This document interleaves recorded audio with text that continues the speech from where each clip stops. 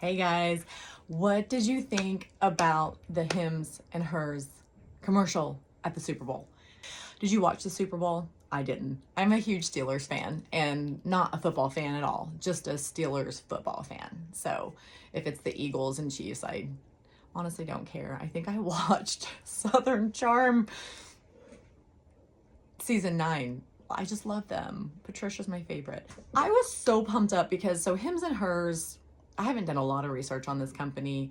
I don't know. I think they may have a pharmacy, but then use other pharmacies to fulfill their products, or maybe they're just a corporate entity that contracts with compounding pharmacies.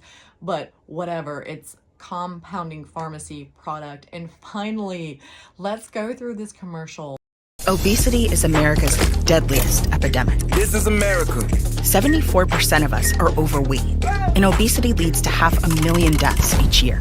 It meant so much to me.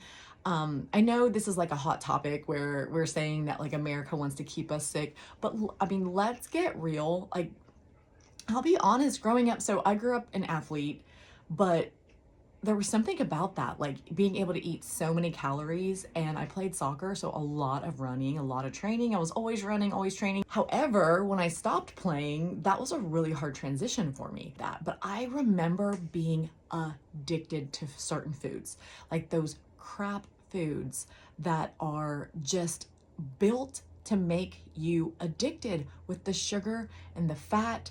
And I hated myself for it. Like, if I'm just real, when I was I guess that's when I was 17, loathed myself because I could not understand why I couldn't just eat one Nutter Butter granola bar. I wanted to eat the whole box, but I did not understand why. I thought it was something wrong with me.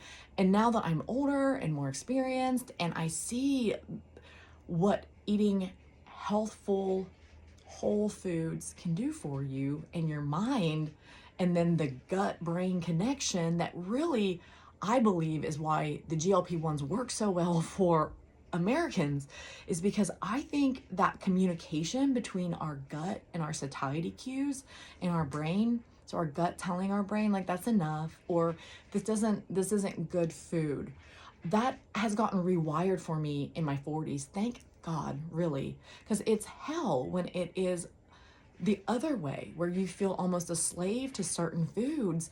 Why, you just have to stop eating, Jimmy. This is America. Something's broken, and it's not our bodies, it's the system. When I saw that bowl of, I think it's Fruit Loops. Now, granted, maybe I'm not perfect with food. Like, if I saw some Fruit Loops once in a while, would I be like, I wonder if I remember what those taste like? Would I eat them? Perhaps. Will I buy them for my kids? Heck no, I don't buy them for my kids. Anyways, but when I saw that, I'm like, yeah, that's the food.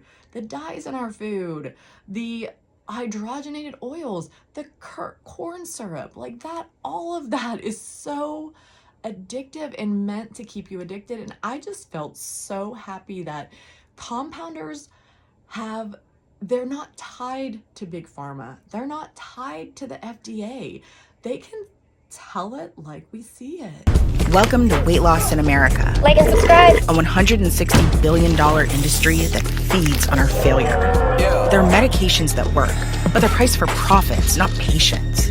This is America. This system wasn't built to help us. It was built to keep us sick and stuck.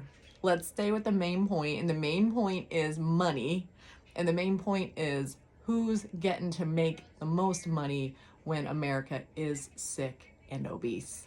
And I don't want to distract from that. So yep, you can have a whole telemedicine conversation, but let's just don't. Let's have the conversation about who benefits, and let's break that up. And cheers to Hims and Hers.